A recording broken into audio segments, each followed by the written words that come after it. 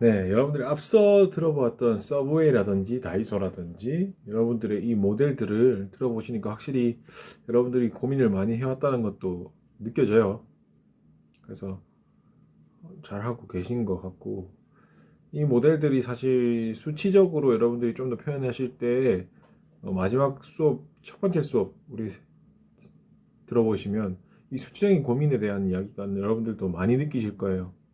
그래서 이 부분에 대해서도 한번 여러분들이 실질적으로 좀 더 발전하실 때 고민을 한번 필요하실 거예요. 지금 같은 경우에는 직접 우리가 다 확인을 해봤잖아요.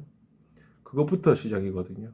그래서 데이터 수집이 제일 힘들구나라고 느껴보셨을 거고, 여기서 조금 더 발전해서 여러분들이 하실 수 있도록 반갑습니다. 이 경영 시뮬레이션 같이 진행해 보도록 할게요. 영상이 갑자기 켜져서 제 목소리가 또 나왔네요. 세 번째 시험도 같이 들어봅시다. 안녕하십니까. 동의대학교 비즈니스학과 16학번 박병진입니다. 경영 시뮬레이션 발표 시작하겠습니다. 목차입니다. 모델링을 위한 현실 모델 결정, 시스템 모델링화, 실제 수치 조사 및 자료화, 대응 모델 및 가설 모델과의 비교, 현재 모델의 분석 의견 제시, 해당 분석 업체 의사결정자들에게 제안서 작성으로 이루어져 있습니다. 제가 선택한 모델은 소각장 모델입니다. 쓰레기가 회사로 들어가서 처리되는 과정을 살펴보고 경영자 입장에서 효율적으로 관리할 수 있는 방법을 알아내는 것을 목표로 삼았습니다. 선택한 모델의 현재 상황입니다. 크게 4가지의 과정으로 이어지고 있습니다. 쓰레기차가 들어오면 쓰레기차가 어느 업체에서 왔는지, 쓰레기의 무게가 얼마나 되는지 확인합니다. 그리고 바로 태울 수 있는 쓰레기인지, 크기가 커서 부서서 태워야 하는 쓰레기인지 판별하여 1소각장으로 갈지 2소각장으로 갈지 판단합니다. 그리고 각 소각장에 도착하여 소각을 할 준비를 하는데, 만약 1소각장에서 쓰레기를 차에서 내리다가 뒤늦게 부숴야 하는 쓰레기가 발견됐을 경우 쓰레기를 다시 실어서 2소각장으로 보내야 합니다. 그리고 쓰레기 소각을 마무리로 모델링 해보았습니다. 앞의 모델을 아레나 시뮬레이션으로 표현해 보았습니다. 이 내용은 목차 3번에서 자세히 다뤄보겠습니다. 실제 수치 조사 및 자료화입니다. 저는 산업 폐기물을 전문으로 소각 처리해주는 에너지 네트워크를 모델로 제작하였고, 실제 수치는 현장에서 직접 업체를 받고 처리를 전담하고 계시는 아버지의 정보를 토대로 제작해 보았습니다. 목차 4번째로 분석을 통한 실제 모델의 대응 모델 및 가설 모델과의 비교를 해보겠습니다. 먼저 기존 모델의 베이직 프로세스를 확립해 보았습니다. 무게를 재는 철판이 2개라서 입구를 2개로 설정하였습니다. 그 다음으로 무게를 재고 눈으로 확인 후 통과되는 과정을 3분의 소요 시간이 예측된다고 설정해 보았습니다. 그리고 무게를 잰 쓰레기차는 차례대로 순서를 기다리고 바로 태울 수 있는 쓰레기와 가공에 필요한 쓰레기를 나누기 위해 D사이드를 사용해 보았습니다. 1소각장을 의미하는 웨어하우스 1과 2소각장을 의미하는 웨어하우스 2로 이제 사용하였고, 가공 후 버려야 하는 웨어하우스 2를 설정하였습니다. 그리고 소각하는 과정을 제일 마지막에 놔두었고, 내려놓은 쓰레기를 포크레인에 퍼서 버리는 공정이므로 트리아를 사용해 보았습니다. 그 다음은 어드밴스 트랜스퍼를 확립해 보았습니다. 무게를 재고 소각하기 전 웨이팅 모듈로 가서 소각을 기다리는 과정입니다. 그 다음으로는 1소각장, 2소각장으로 가는 길을 주차하는 시간까지 포함하여 10분으로 설정하였습니다. 세 번째로는 웨어하우스 1에서 웨어하우스 2로 다시 실어서 옮겨지는 과정을 20분으로 설정하였고, 마지막 4번째 창고 바로 옆 소각장에 태우러 가는 시간 5분을 설정해 보았습니다. 모델을 시각화하기 위해 간단한 애니메이션을 제작해 보았습니다. 무게를 재고 기다리는 차가 많으며 그 양을 모두 수용하지 못하는 모습을 보이고 있었습니다. 기존 모델의 8시간과 24시간 가동 결과입니다. 원활히 작동하였지만 일주일 시간인 168시간을 적용시켰을 시 오류가 발생하였고, 이에 대한 해결책을 모색하였습니다. 오류 결과는 대기 행렬에 있는 객체가 150개가 넘었다는 내용이었습니다.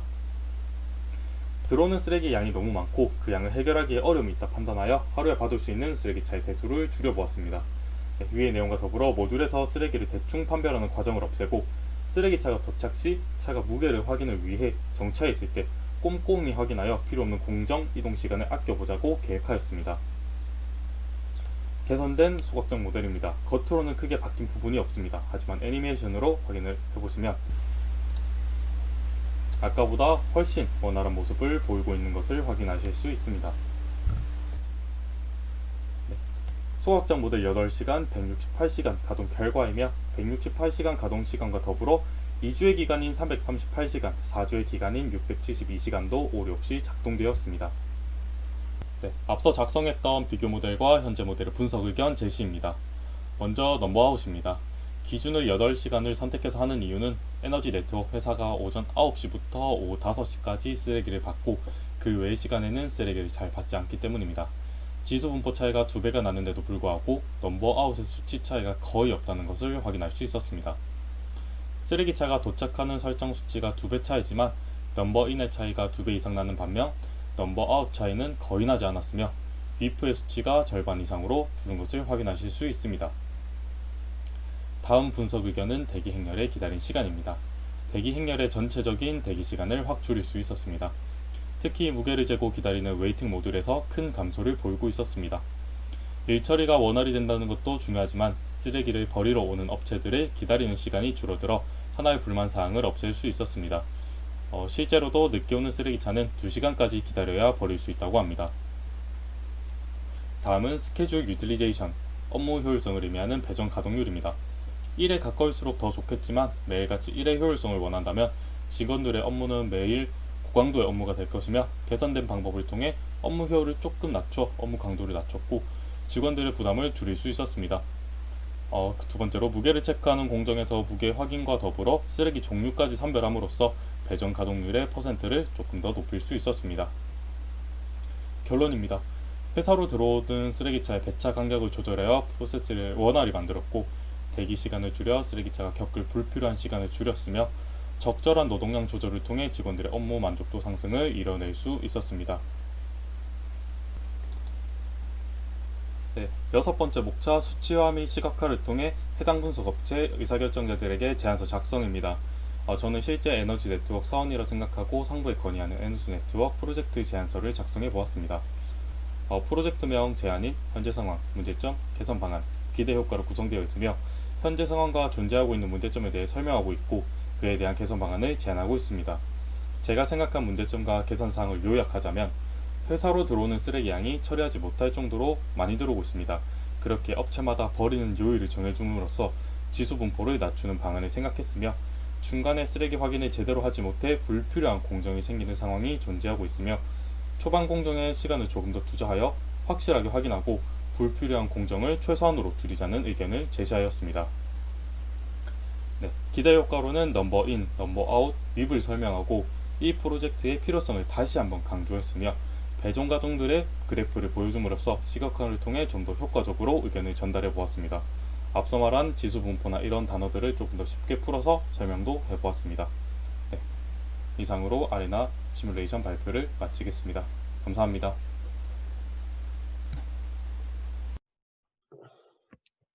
네, 안녕하십니까. 일무각본 김노근입니다. 오늘 제가 발표할 내용은 저희 학교 등교와 관련이 있는데요. 아무래도 저희 학교가 기숙사 사시는 분들도 있지만 그래도 아직까지는 통학생 분들이 상당히 많을 거라고 생각합니다. 그렇다면 통학생 분들이 아무래도 저희 학교 위치상 네, 걸어서 등교하기에 좀 무리가 있으니까 밑에 버스를 자주 애용하는 걸로 알고 있는데요. 저 또한 등교할 때 버스 자주 이용을 하는데 아무래도 저희 학교가 아침 시간대에 가면은 사람들이 항상 많으니까 정류장이 항상 붐벼 가지고 뭐 자주 지각을 하거나 그런 상황을 많이 볼 수 있을 겁니다. 예, 제가 그럴 때마다 드는 생각이 있는데 혹시 버스를 2층 버스로 바꾼다면 좀 괜찮지 않을까? 제가 이런 생각을 한번 해가지고 이런 시뮬레이션 한번 만들어 봤는데요. 그 시뮬레이션이 바로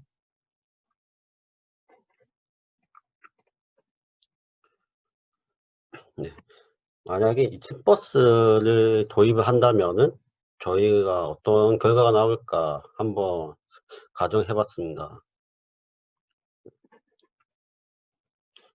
선정 이유에 대해서는 저희가 현재 버스 시스템이 뭐 일정한 시간 간격으로 배정이 되었긴 한데 뭐, 그래도 아무래도 저희가 제일 관심 있는 사항은 저 평일 시간, 그중에 특히 아침 등교 시간에 많이 관심이 많잖아요.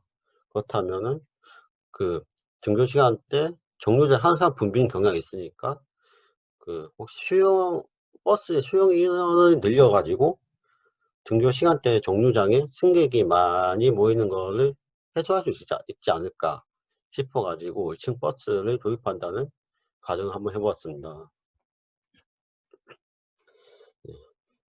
네, 그 전에 시뮬레이션 만들기 전에 저희 학교 현재 시스템에 대해서 한번 알아봤는데요. 네, 저희 학교가 아무래도 아침 시간대는 뭐 사람들이 하도 많이 모이기 때문에 버스 회전율이 상당히 높다는 걸 알 수 있습니다. 왜냐하면은 저희가 아침 시간대 가면은 그래도 어느 정도 버스 기다리는 시간이 상대적으로 적은 편이잖아요. 다른 시간대보다는. 그렇기 때문에 만약에 저희 학교 버스가 아침 시간에 대체 일정한 시간 간격으로 배치가 되어 있다고 가정을 하면은 그래도 등교 시간대에 승객이 많이 몰리는 경향이 있기 때문에 그렇다면은 총 아침 2층 버스를 투입하여 가지고 버스가 정류장 도착 후에 못하는 승객을 아주 최소화 한번 해보자 이런 생각에서 문제를 한번 시뮬레이션 한번 만들어 봤습니다. 저희가 보통 많이 등교한 시간이 아침 7시부터 아침 9시에 보통 이용을 많이 하잖아요. 그래서 시뮬레이션 시간은 2시간으로 한번 잡아봤습니다. 네. 이렇게 모형을 보면은 평일 기준을 하였고, 저희 대학교 근처에 있는 정류장에서 출발한다는 가정하에, 그리고 학생들이 제일 많이 붐비는 7시부터 9시까지 총 2시간 가량으로 설정을 하였습니다. 네. 그래서 학생들이 동의대학교 지하철역에서 나와서 동의대 지하철역에서부터 버스 정류장까지, 그리고 버스 정류장에서 버스를 타고 그 자리를 놓다리는 혹은 상경관에서 하차를 하는 것까지 제가 시뮬레이션을 만들어 봤는데요. 예, 아무 일반 버스나 2층 버스 둘 다 그 정원의 차이만 있지 다른 가정은 좀 똑같이 제가 한번 더 봤습니다. 그리고 아무래도 저희 아침 특성상 회전율이 상당히 높기 때문에 배차 간격 따로 두지 않았고요. 네, 한번 시뮬레이션 한번 볼게요.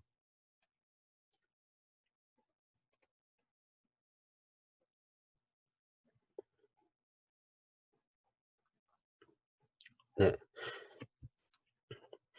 이게 제가 만든 시뮬레이션인데요. 네, 저희가 그 기존의 여기 동의대역에서부터 3분마다 이용객들이 학생들이 5명씩 나온다고 설정을 하셨을 때, 기존의 버스는 수용 인원이 총 20명. 그렇다면 2층 버스 수용 인원 30명이라고 차이를 뒀습니다. 그렇다면 여기서 평균 대기 시간이 만약에 최소 1분에 뭐 길면 3분, 4분 이렇게 가정을 하실 때 저희가 동의대역 버스 정류장에서부터 약간 아니 죄송합니다. 다시 하겠습니다. 아무래도 동의대역에서부터 동의대역까지 동의대 그 지하철역까지 2분이 걸린다고 가정을 하셨을 때 저희가 동의대역 버스 정류장에서부터 자연대 로타리까지는 또 이동시간이 3분, 그리고 상경관까지는 이동시간이 4분이라고 설정을 하실 때, 만약에 그렇다면 버스 수용 인원에만 차이를 두고 수용 인원에만 차이를 두고 나머지 값은 다 똑같이 두었을 때 얼마나 효율적인가 2층 버스가 한번 시뮬레이션을 한번 만들어 보았습니다. 예, 여기 보시면은 이쪽 부분을 빼고 나머지 값은 다 똑같다는 것을 알 수 있는데요. 네. 2시간 동안 얼마나 큰 차이가 있을지 한번 시뮬레이션 한번 만들어 보았습니다.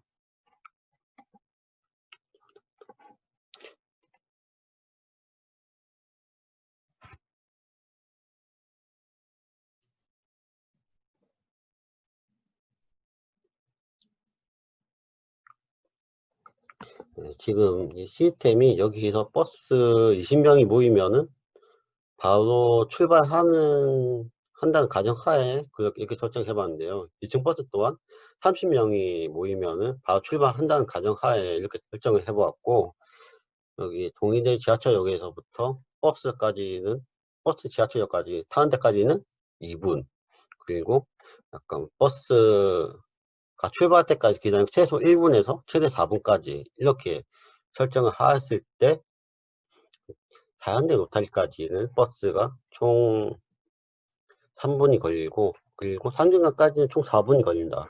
이런 가정하에 시뮬레이션 한번 만들어 보았습니다.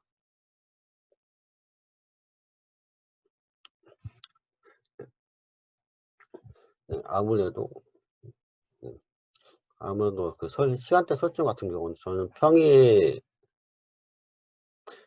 아침 시간대에 한 3분에 한 15명씩 더 오는 걸로 설정하려고 하다가, 이게 크리에이트 값이 너무 많이 두면은 이게 오류가 나와가지고 그냥 대충 3분마다 5명으로 줄여가지고, 만약에 아침 시간대 말고 그냥 평균적으로 2층 버스 운영을 했을 때 평균적으로 얼마나 2층 버스가 더 효율이 좋은지 그런 식으로 약간 상황 설정을 제가 한번 해봤습니다.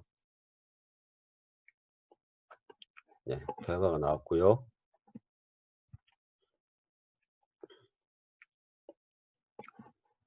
예, 결과를 보시면은 사실 들어온 승객 수가 일반 버스 같은 경우는 1170명이고 2층 버스 같은 경우는 1193명. 생각보다 그게 큰 차이는 없는데요. 예, 이렇게 빠져나간 승객 수도 기존 버스 같은 경우는 1134명, 2층 버스의 경우는 1147명, 총 13명 차이로 생각보다 그렇게 큰 차이는 없다는 걸 알 수가 있는데요. 그 이유가 왜냐하면은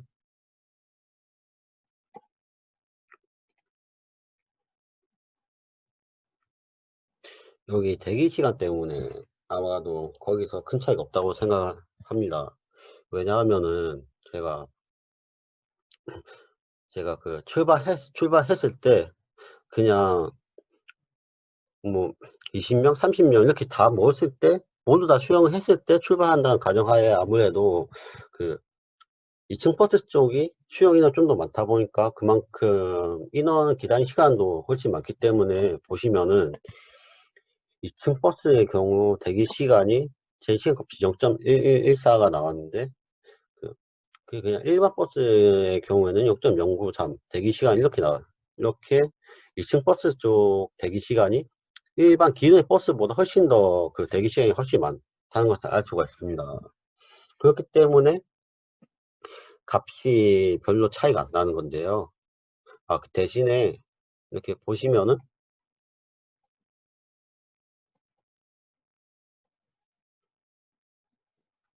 예, 여기 보시면은 이 동의대역 버스가 기존의 버스 같은 경우에는 같은 시간대에 총 55대가 나갔고 2층 버스의 경우에 37대가 나갔다는 걸 알 수가 있는데요. 그렇다면은 같은 회전율에 같은 시간대에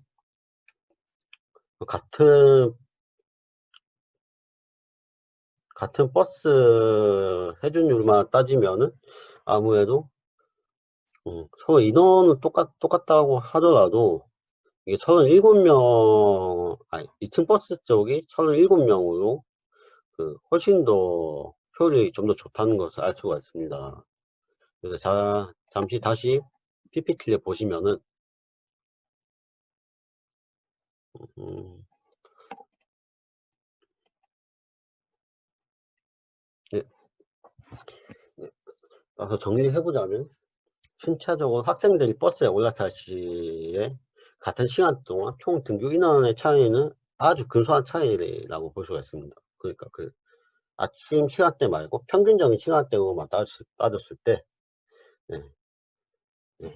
그 이유가 모두 수용한 후에 출발한다는 가정하에 상대적으로 수용 인원이 많은 2층 버스 쪽이 대기시간이 좀 더 길기 때문에 이렇게 총 등교 인원 차이가 별로 안 나는 건데, 대신에 버스 회전율이 같다는 가정하에 보면 증버스 쪽이 좀 더 좋은 효율을 보인다고 말씀드릴 수가 있습니다. 그렇다면은 결론적으로는 수용 인원 대기 시간이 사실 아침 등교 시간대에는 인원 대기 시간 거의 없다시피 하니까 제가 기존에 줬던 시뮬레이션 같은 경우는 3분마다 5명씩 온다는 가정 시뮬레이션 돌렸지만 실제로 아침 등교 시간 따져보면은 수용 인원 대기 시간이 거의 없다시피 하기 때문에 아침 등교 시간이 층버스가 더 좋은 효율을 보일 것이라고 예측이 되는데요. 대신에 이용자 수가 적은 주말이나 저녁에는 기존의 버스와 두 버스 간의 효율 차이가 크지 않을 것이라고 제가 예상이 됩니다. 그렇다면 여기서 학교 측에서 약간 등교 문제에 대해서 개선을 한다면은 아무래도 제가 지금까지 돌린 거는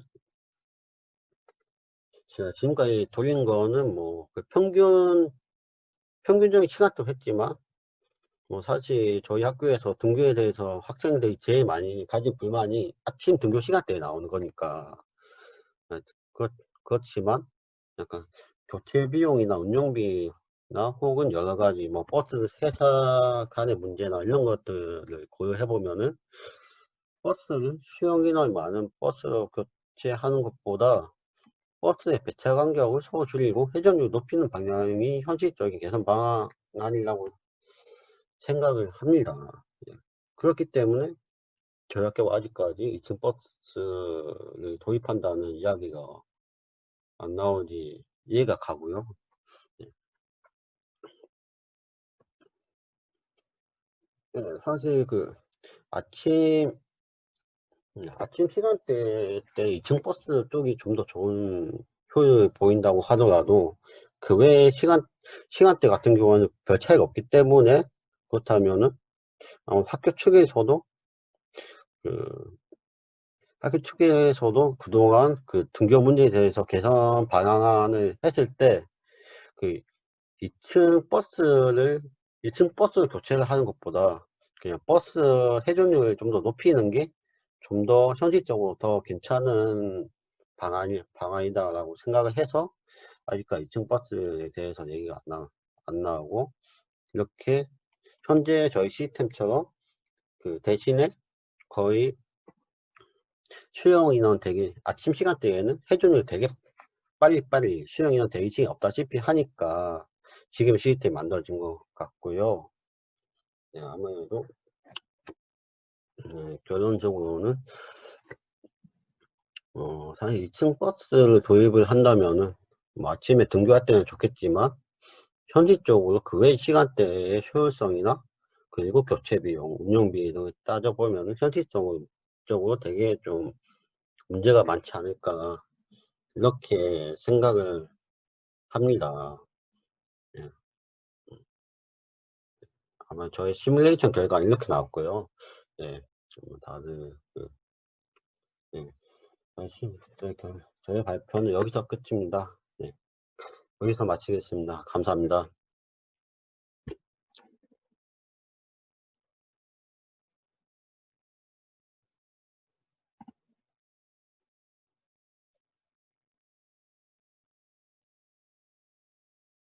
시뮬레이션 모델링에 대해 발표하게 된 이비즈니스학과 박소영이라고 합니다.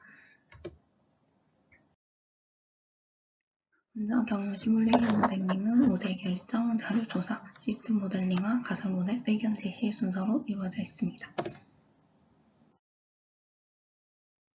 먼저 모델 결정입니다.